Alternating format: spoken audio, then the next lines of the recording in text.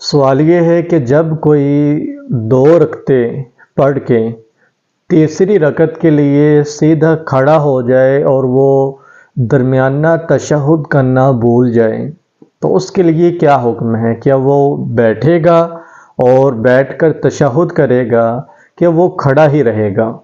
اس کے لیے رسول صلی اللہ علیہ وسلم کا کیا فرمان ہے؟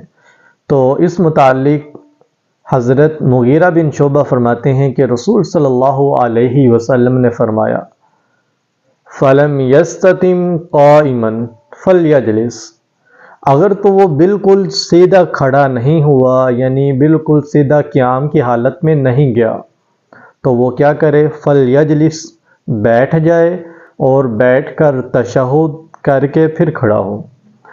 اور اگر وَإِنِ اسْتَتَمَّ قَائِمًا، اگر وہ بالکل سیدھا کھڑا ہو چکے ہے، یعنی قیام کی حالت میں جا چکے ہے، تو اس کے لیے حکم ہے فَلَا يَجْلِسْ، پھر وہ نہیں بیٹھے گا۔ کیا کرے؟ اپنی نماز کو مکمل کریں، اور نماز مکمل ہو جانے کے بعد اینڈ پہ 2 سجدے، جن کو ہم سجدہ سہو کہتے ہیں، وہ سجدے کریں اور پھر سلام پھیر دے گا۔